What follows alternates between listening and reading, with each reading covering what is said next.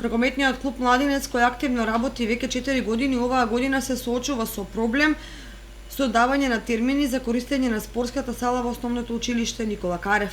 Димитар Филипов, тренер на ракометниот клуб Младинец, вчера на пресконференција ги информираше граѓаните и медиумите за овој проблем и побара одговор од раководството зошто не им се доделени термините кои ги користеле изминатите години и посочи на постигнатите успеси и резултати кои ги постигнале откако постои овој клуб.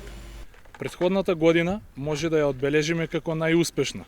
3 екипи во машка конкуренција се пласираа на завршниот турнир во Скопје, организиран од Ракометна академија Металург, на која генерацијата 2004-2005 го освои второто место. Оваа година истата ова генерација е пријавена да се надпреварува во Пионерската лига при Ракометна федерација на Македонија, а останатите од помалите генерации во Ракометната академија Металург. Имаме уредно поднесено барање до директорката на Основно училиште Никола Карев, Билјана Петрова, за користење на термини уште од средината на август во деновите понеделник, среда и петок од 19 до 20 часот за деца родени од 2007 до 2012 година и од 20 до 21 часот за генерација 2004, 2005 и 2006 година. А за време на викенд термини за одигрување на надпревари. На ова барање добивме усен одговор дека салата во август месец е затворена поради чистење на истата, а термините кои ние ги побаравме од септември 2019 година до јуни 2020 година се дадени на нејзин колега кој има новоформиран клуб и дека може да користиме термини само во понеделник и среда после 21 часот. Испративме известување дека не се согласуваме со дадениот одговор и дека бараме овозможување и на други термини, но и на тоа известување го добивме истиот усен одговор.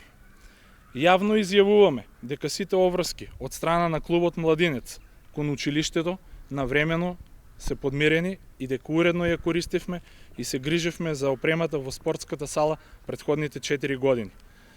Па затоа прашуваме, поради кои причини се скрати неправата на ракометниот клуб Младинец да тренира и да се надпреварува во салата, која всушност е единствената во градот што исполнува услови за тренинг и надпревари. Под кои критериуми се вршеше распределбата на термини? Како е можно да се даде предност на новоформиран клуб и тоа на штета на ракометниот клуб Младинец, кој воедно е единствениот клуб од овој спорт што ја представува нашата општина на територија на целата држава? Како е можно да има обезбедено термини за клуб кој тренира во оваа сала, а се надпреварува за друга општина? Како е можно сите клубови кои што ја користеа салата претходната година да ги добијат истите термини, а само ракометниот клуб Младинец да му бидат одземени термините? Дали поради нечии лични интереси овие деца треба да престанат да тренираат ракомет? За проблемот кој го имаме, ја известивме Ракометна федерација на Македонија, од која имаме безрезервна подршка. Денес испративме известување и до Агенција за млади и спорт. Исто така, имаме доставено известување до градоначалникот на град Кочани.